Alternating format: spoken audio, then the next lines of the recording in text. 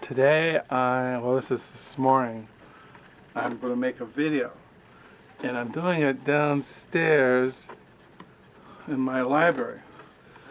You can see my library as you go around. See my library. These are my library.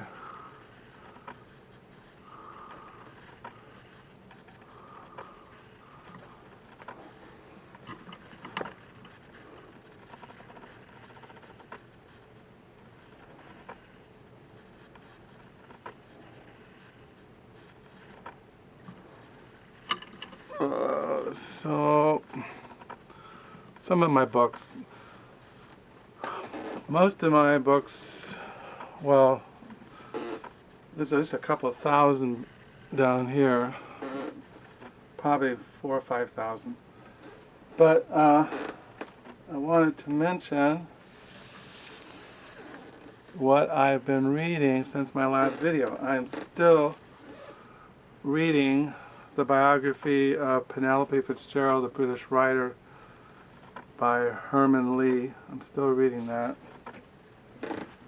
Still reading The Blue Flower, the novel by Penelope Fitzgerald.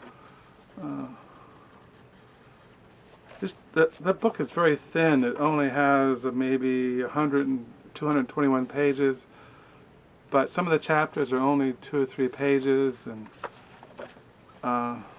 it's not really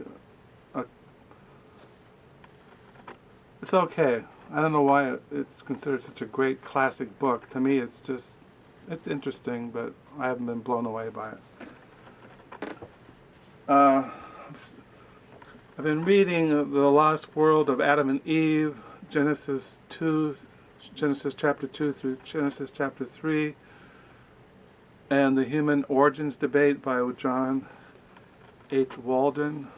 I'm still reading the book of Genesis, the Bible in the medieval tradition, edited and translated by Joyce A. Schroeder. I have other books in this series over here.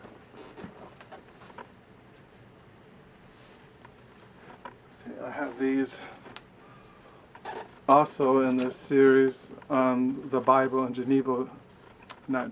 medieval tradition, the letter to Galatians by translator and editor Christopher Levy.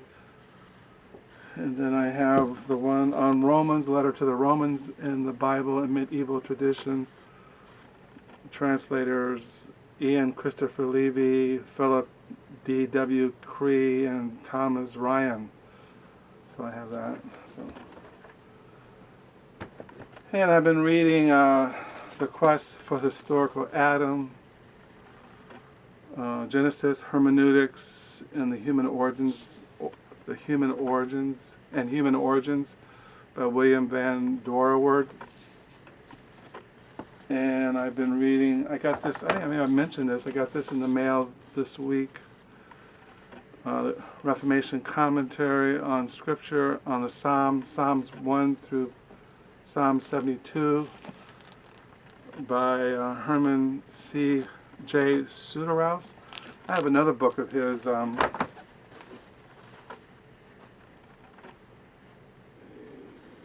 see, where is that book? Yeah, I have this book by him, the guy who edited this book, Calvin's Theology of the Psalms by Herman J. Suderhaus. I can't pronounce that names, but anyway. So, and I'm on page 860 in my 2015 journal. And I wanted to mention that when I talk about reading, I read secular books like The Blue Flower, and I read literary biographies like on this one by Penelope Fitzgerald. But for many years I read the 17th century English Puritans. And for example, these are the works of William Bridge. He was born in 1600 and he died in 1670. And these are his works, 5 volumes. And I have over 2,000 Puritan reprints. And for many years, that's what I read. I read 17th century Puritan experimental pastoral theology.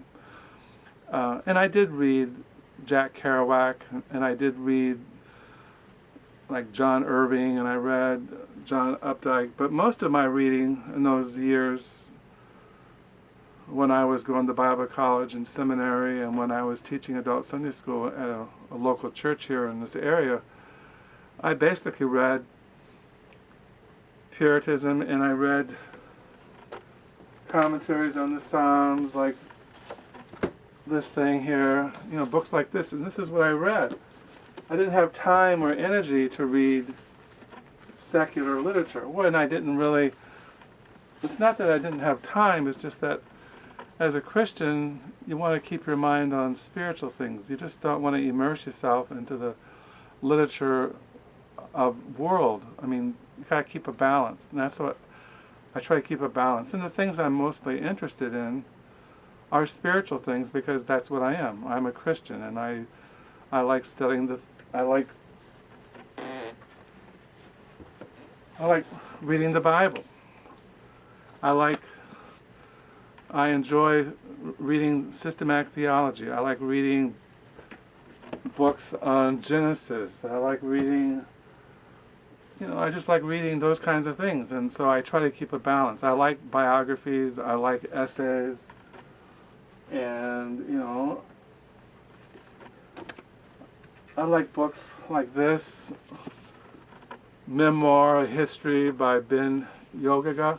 He wrote a book on the New Yorker, and things like that. So, as a Christian, my heart is really set on things above, and that's what I enjoy thinking about and reading about are things, spiritual things. So I just want to get that across, and today is Tuesday. I'll probably go visit thrift stores this morning because tomorrow it's supposed to rain.